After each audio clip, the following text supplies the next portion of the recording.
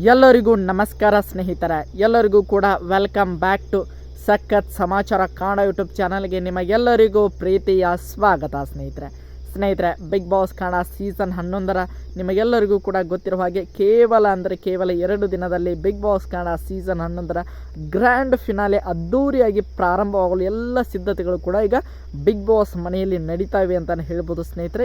ಇವತ್ತು ಗುರುವಾರ ಅಂತಲೇ ಹೇಳ್ಬೋದು ಸ್ನೇಹಿತರೆ. ಇವತ್ತು ಗುರುವಾರದ ಬೆಳಗಿನ ಒಂದು 6 ಗಂಟೆವರೆಗೆ ಬಂದಿರುವಂತಹ ವೋಟಿಂಗ್ ರಿಸಲ್ಟನ್ನು ನಾನು ಈ ಒಂದು ವಿಡಿಯೋದಲ್ಲಿ ನಿಮಗೆ ತಿಳಿಸ್ಕೊಡ್ತಾ ಹೋಗ್ತೇನೆ ಸ್ನೇಹಿತರೆ. ನಿಮಗೆಲ್ಲರಿಗೂ ಕೂಡ ಗೊತ್ತಿರುವ ಹಾಗೆ ಸೋಮವಾರ ರಾತ್ರಿ 11 ಗಂಟೆಗೆ ವೋಟಿಂಗ್ ಲೈನ್ಸ್ಗಳು ಓಪನ್ ಆದವು ಸ್ನೇಹಿತರೆ. ಅವಾಗಿನಿಂದ ಇವತ್ತು ಗುರುವಾರ ಬೆಳಿಗ್ಗೆ 6 ಗಂಟೆವರೆಗೆ ಎಷ್ಟು ವೋಟ್ಗಳು ಬಂದಿವೆ ಅನ್ನುವಂತಹ ಪಕ್ಕಾ ಮಾಹಿತಿಯನ್ನು ನಾನು ಈ ಒಂದು ವಿಡಿಯೋದಲ್ಲಿ ನಿಮಗೆ ತಿಳಿಸ್ಕೊಡ್ತಾ ಹೋಗ್ತೇನೆ ಸ್ನೇಹಿತರೆ. ಅದಕ್ಕೋಸ್ಕರ ನಮ್ಮ ಚಾನಲ್ಗೆ ನೀವಿನ್ನು ಸಬ್ಸ್ಕ್ರೈಬ್ ಮಾಡ್ಕೊಂಡಿಲ್ಲ ಅಂದರೆ ಎಲ್ಲರೂ ಕೂಡ ಚಾನಲ್ಗೆ ದಯವಿಟ್ಟು ಸಬ್ಸ್ಕ್ರೈಬ್ ಮಾಡ್ಕೊಳ್ಳಿ. ಹಾಗೆ ಪಕ್ಕದಲ್ಲಿರುವಂತಹ ಬೆಲ್ ಐಕನ್ನ ಮಾತ್ರ ಯಾವುದೇ ಕಾರಣಕ್ಕೂ ಕ್ಲಿಕ್ ಮಾಡೋದನ್ನು ಮಾತ್ರ ಮರೀಲಿಕ್ಕೆ ಹೋಗಬೇಡಿ ಸ್ನೇಹಿತ. ನಿಮಗೆಲ್ಲರಿಗೂ ಕೂಡ ಗೊತ್ತಿರೋ ಹಾಗೆ ಈಗ ಬಿಗ್ ಬಾಸ್ ಮನೆಯಲ್ಲಿ ಒಟ್ಟು 6 ಜನ ಕಂಟೆಸ್ಟೆಂಟ್ಗಳು ಇದ್ದಾರೆ ಸ್ನೇಹಿತರೆ. 6 ಜನರ ಪೈಕಿ ಎಲ್ಲರೂ ಕೂಡ ಅವರ ವೋಟಿಂಗ್ನ ಆಧಾರದ ಮೇಲೆ ಟಾಪ್ 1ದಿಂದ ಟಾಪ್ 6 ತನಕ ಎಲ್ಲರೂ ಕೂಡ ಒಂದು ಆರ್ಡ್ರಲ್ಲಿ ಬಿಗ್ ಬಾಸ್ ಮನೆಯಿಂದ ಹೊರಗಡೆ ಬರ್ತಾ ಹೋಗ್ತಾರೆ ಸ್ನೇಹಿತರೆ. ಟಾಪ್ ಇಬ್ಬರು ಅಂದರೆ ಮೊದಲನೇದಾಗಿ ಅತಿ ಹೆಚ್ಚು ಓಟ್ಗಳನ್ನು ಪಡೆದುಕೊಂಡವರು, ಅದರ ಜೊತೆಗೆ ಎರಡನೇದಾಗಿ ಅತಿ ಹೆಚ್ಚು ಓಟ್ಗಳನ್ನು ಪಡೆದುಕೊಂಡವರು ನಮ್ಮ ಕಿಚ್ಚ ಸುದೀಪ್ ಅವರು ಅಕ್ಕಪಕ್ಕದಲ್ಲಿ ನಿಂತಿರ್ತೀರ ಅಂತಲೇ ಹೇಳ್ಬೋದು ಸ್ನೇಹಿತರೆ.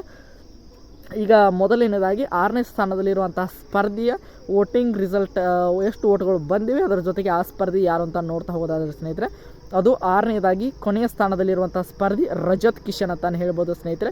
ರಜತ್ ಕಿಶನ್ ಅವರು ಇವತ್ತಿನ ಒಂದು ಗುರುವಾರದ ಬೆಳಗಿನ ವೋಟಿಂಗ್ ರಿಸಲ್ಟ್ನಲ್ಲಿ ಕೂಡ ಇವರು 6ನೇ ಸ್ಥಾನದಲ್ಲಿ ಇದ್ದಾರೆ ಅಂತಲೇ ಹೇಳ್ಬೋದು ಸ್ನೇಹಿತರೆ. 6ನೇ ಸ್ಥಾನದಲ್ಲಿ ಇವರಿಗೆ ಬಂದಿರುವಂಥ ಒಟ್ಟು ಓಟ್ಗಳ ಸಂಖ್ಯೆ ಎಷ್ಟು ಅಂತ ನೋಡ್ತಾ ಹೋಗೋದಾದರೆ ಸ್ನೇಹಿತರೆ, ಇವರಿಗೆ 26,73,133 ಓಟ್ಗಳನ್ನು ಪಡೆದುಕೊಳ್ಳುವುದರ ಮೂಲಕ ನಮ್ಮ ರಜತ್ ಕಿಶನ್ ಅವರು ಕೊನೆಯ ಸ್ಥಾನ ಅಂದರೆ 6ನೇ ಸ್ಥಾನದಲ್ಲಿ ಇದ್ದಾರೆ ಸ್ನೇಹಿತರೆ. ನಿಮಗೆಲ್ಲರಿಗೂ ಕೂಡ ಗೊತ್ತಿರೋ ಹಾಗೆ ಒಬ್ಬರು 99 ಓಟುಗಳನ್ನು ಹಾಕಲು ಅವಕಾಶ ಇರೋದರಿಂದ ಇಷ್ಟೊಂದು ಸಂಖ್ಯೆಯಲ್ಲಿ ಓಟುಗಳು ಬರ್ತಾ ಇವೆ ಅಂತಲೇ ಹೇಳ್ಬೋದು ಸ್ನೇಹಿತರೆ. ಅದಕ್ಕೋಸ್ಕರ ರಜತ್ ಕಿಶನ್ ಅವರು 6ನೇ ಸ್ಥಾನದಲ್ಲಿ ಇದ್ದಾರೆ ಅಂತಲೇ ಹೇಳ್ಬೋದು. ಇನ್ನು 5ನೇ ಸ್ಥಾನದಲ್ಲಿರುವಂಥ ಸ್ಪರ್ಧಿ ಯಾರಪ್ಪ ಅಂದರೆ ಸ್ನೇಹಿತರೆ, ಅದು ಬೇರೆ ಯಾರು ಅಲ್ಲ ಸ್ನೇಹಿತರೆ, ಉಗ್ರಂ ಮಂಜು ಅಂತಲೇ ಹೇಳ್ಬೋದು. ಉಗ್ರಂ ಮಂಜು ಅವರಿಗೆ ಒಂದು ರೀತಿಯಾಗಿ ತುಂಬಾ ಚೆನ್ನಾಗಿ ಆಟ ಆಡ್ಕೊಂಡು ಬಂದರೂ ಕೂಡ ಅಷ್ಟೊಂದು ಸಪೋರ್ಟ್ ಸಿಗ್ತಾ ಇಲ್ಲ ಸ್ನೇಹಿತರೆ. ನಿಮಗೆಲ್ಲರಿಗೂ ಕೂಡ ಅದರ ರೀಸನ್ ಎಲ್ಲರಿಗೂ ಕೂಡ ಗೊತ್ತಿದೆ ಅಂತ ಅಂದ್ಕೊಂಡಿದ್ದೀನಿ ಸ್ನೇಹಿತರೆ. 5ನೇ ಸ್ಥಾನದಲ್ಲಿ ನಮ್ಮ ಉಗ್ರಂ ಮಂಜು ಅವರು ಇದ್ದಾರೆ ಅಂತಲೇ ಹೇಳ್ಬೋದು ಸ್ನೇಹಿತರೆ. ಅವರಿಗೆ ಬಂದಿರುವಂತಹ ಒಟ್ಟು ಓಟ್ಗಳ ಸಂಖ್ಯೆ ಎಷ್ಟು ಅಂತ ನೋಡ್ತಾ ಹೋಗೋದಾದರೆ ಸ್ನೇಹಿತರೆ, 36,72,149 ಓಟ್ಗಳನ್ನು ಪಡೆದುಕೊಳ್ಳುವುದರ ಮೂಲಕ ನಮ್ಮ ಉಗ್ರಂ ಮಂಜು ಅವರು ಇವತ್ತಿನ ಒಂದು ವೋಟಿಂಗ್ ರಿಸಲ್ಟ್ನಲ್ಲಿ ಅವರು 5ನೇ ಸ್ಥಾನದಲ್ಲಿ ಇದ್ದಾರೆ ಸ್ನೇಹಿತರೆ. ಇವ್ರಿಗೂ ಕೂಡ ಒಂದು ಒಳ್ಳೆಯ ರೀತಿಯಲ್ಲಿ ಓಟ್ಗಳು ಬರ್ತಾ ಇವೆ ಅಂತಲೇ ಹೇಳ್ಬೋದು ಸ್ನೇಹಿತರೆ. ಇನ್ನು ವೋಟಿಂಗ್ ರಿಸಲ್ಟ್ನಲ್ಲಿ 4ನೇ ಸ್ಥಾನದಲ್ಲಿರುವಂಥ ಸ್ಪರ್ಧಿ ಯಾರು ಅಂತ ನೋಡ್ತಾ ಹೋಗೋದಾದರೆ ಸ್ನೇಹಿತರೆ, ಅದು ಬೇರೆ ಯಾರು ಅಲ್ಲ ಸ್ನೇಹಿತರೆ, ಭವ್ಯ ಗೌಡ ಅಂತಲೇ ಹೇಳ್ಬೋದು. ಭವ್ಯ ಗೌಡ ಅವರು ಕೂಡ ತುಂಬಾ ಚೆನ್ನಾಗಿ ಈ ಸೀಸನಲ್ಲಿ ಆಟವನ್ನು ಆಡ್ಕೊಂಡು ಬಂದಿದ್ದಾರೆ ಸ್ನೇಹಿತರೆ.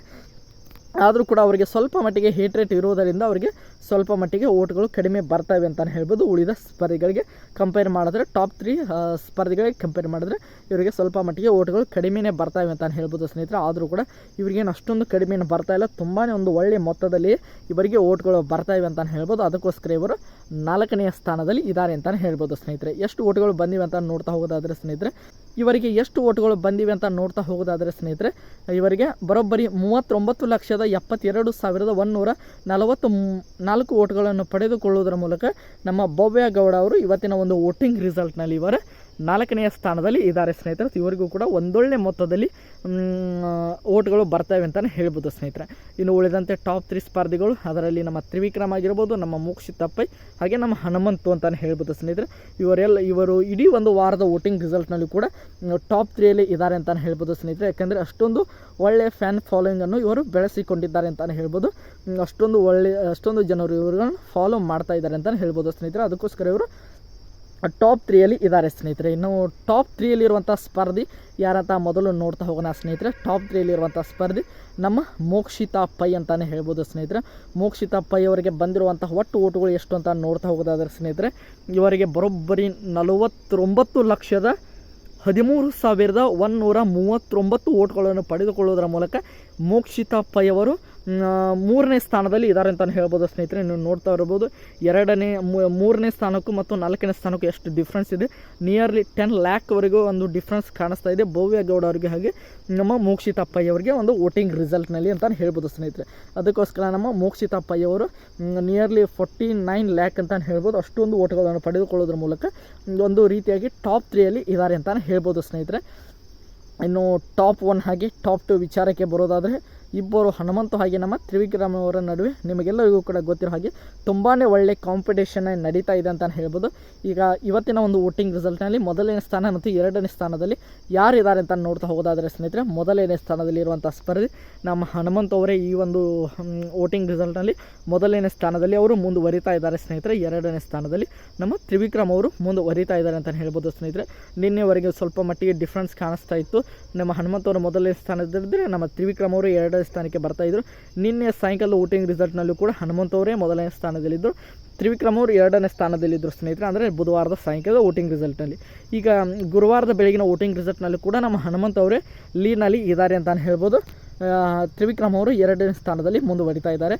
2ನೇ ಸ್ಥಾನದಲ್ಲಿರುವಂಥ ನಮ್ಮ ತ್ರಿವಿಕ್ರಮ್ ಅವರಿಗೆ ಎಷ್ಟು ಓಟುಗಳು ಬಂದಿವೆ ಅಂತ ನೋಡ್ತಾ ಹೋಗೋದಾದರೆ ಸ್ನೇಹಿತರೆ, ಬರೋಬ್ಬರಿ 70,13,149 ಓಟುಗಳನ್ನು ಪಡೆದುಕೊಳ್ಳುವುದರ ಮೂಲಕ ತ್ರಿವಿಕ್ರಮ್ ಅವರು 2ನೇ ಸ್ಥಾನದಲ್ಲಿ ಇದ್ದಾರೆ ಸ್ನೇಹಿತರೆ. 70 ಲಕ್ಷ ಓಟುಗಳು ಅಂದರೆ ಏನು ಸಾಮಾನ್ಯವಾದ ಓಟುಗಳಲ್ಲ ಅಂತ ಹೇಳ್ಬೋದು ಸ್ನೇಹಿತರೆ. ಆದರೆ 10ನೇ ಸೀಸನ್ಗೂ ಕಂಪೇರ್ ಮಾಡಿದ್ರೆ ಇವು ಇನ್ನೂ ಸ್ವಲ್ಪ ಓಟುಗಳು ಕಡಿಮೆ ಬರ್ತವೆ. ಯಾಕೆಂದರೆ 10ನೇ ಸೀಸನ್ ವಿನ್ನರ್ ಆಗಿರುವಂತಹ ಕಾರ್ತಿಕ್ ಆಗಿ ಡ್ರೋನ್ ಪ್ರತಾಪ್ ಸಂಗೀತ ಅವರಿಗೆ ನಿಯರ್ಲಿ 1.5 ಕೋಟಿಗೂ ಮಿತಿಮೀರಿ ಓಟುಗಳು ಬಂದಿದ್ದವು ಸ್ನೇಹಿತರೆ. ಆದರೂ ಕೂಡ ಇನ್ನೂ ನಾವು ವೇಟ್ ಮಾಡಬೇಕು. ಇನ್ನೂ 2.5 ದಿನಗಳು ಬಾಕಿ ಇವೆ. ಅಷ್ಟರ ಮಟ್ಟಿಗೆ ಓಟ್ಗಳು ರೀಚ್ ಆಗುವಂಥ ಸಂಭವನೀಯತೆ ಇದೆ ಅಂತ ಹೇಳ್ಬೋದು ಸ್ನೇಹಿತರೆ. ಆದರೂ ಕೂಡ ನಮ್ಮ ತ್ರಿವಿಕ್ರಮ್ ಅವರಿಗೆ ನಿಯರ್ಲಿ 70 ಲ್ಯಾಕ್ ಓಟ್ ಬಂದಿವೆ ಅಂತಲೇ ಹೇಳ್ಬೋದು ಸ್ನೇಹಿತರೆ. ಇನ್ನು ಮೊದಲನೇ ಸ್ಥಾನ ಟಾಪಲ್ಲಿರುವಂಥ ಸ್ಪರ್ಧಿ ನಮ್ಮ ಹನುಮಂತ್ ಅವರಿಗೆ ಎಷ್ಟು ಓಟ್ಗಳು ಬಂದಿವೆ ಅಂತ ನೋಡ್ತಾ ಹೋದಾದರೆ ಸ್ನೇಹಿತರೆ, 71,73,107 ಓಟುಗಳು ಬಂದಿವೆ ಅನ್ನೋಂತಹ ಮಾಹಿತಿ ಬರ್ತಾ ಇದೆ ಸ್ನೇಹಿತರೆ. ನೋಡ್ತಾ ಇರ್ಬೋದು ತ್ರಿವಿಕ್ರಮ್ ಹಾಗೆ ನಮ್ಮ ಹನುಮಂತ್ ಅವ್ರಿಗೆ ಅಷ್ಟೊಂದೇನು ಡಿಫ್ರೆನ್ಸ್ ಇಲ್ಲ. ನಿಯರ್ಲಿ 1 ರಿಂದ 1.5 ಲಕ್ಷದ ಓಟದ ಅಂತರದಲ್ಲಿ ನಮ್ಮ ತ್ರಿವಿಕ್ರಮ್ ಅವರು 2ನೇ ಸ್ಥಾನದಲ್ಲಿದ್ದಾರೆ.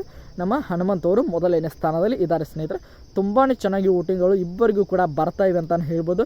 ನೋಡೋಣ ಬಿಗ್ ಬಾಸ್ ಕನ್ನಡ ಸೀಸನ್ 11 ಇವರಿಬ್ಬರ ಪೈಕಿ ಯಾರು ಗೆಲ್ತಾರೆ ಅಂತ ಎಲ್ಲರೂ ಕೂಡ ಕಾದು ವೇಟ್ ಮಾಡೋಣ ಅಂತ ಹೇಳ್ಬೋದು ಸ್ನೇಹಿತರೆ.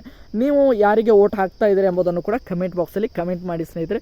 ನಿಮ್ಮ ಪ್ರಕಾರ ಬಿಗ್ ಬಾಸ್ ಕನ್ನಡ ಸೀಸನ್ 11 ಗೆಲ್ಲುವಂಥ ಅರ್ಹತೆ ಇರುವಂತಹ ಸ್ಪರ್ಧಿ ಯಾರು ಎಂಬುದನ್ನು ಕೂಡ ಕಮೆಂಟ್ ಬಾಕ್ಸಲ್ಲಿ ಕಮೆಂಟ್ ಮಾಡಿ ಸ್ನೇಹಿತರೆ. ಇದು ನಿಮಗೆಲ್ಲರಿಗೂ ಕೂಡ ಗೊತ್ತಿರೋ ಹಾಗೆ ಗುರುವಾರದ ಬೆಳಗಿನ ಒಂದು ವೋಟಿಂಗ್ ರಿಸಲ್ಟ್ ಅಂತಲೇ ಹೇಳ್ಬೋದು ಸ್ನೇಹಿತರೆ.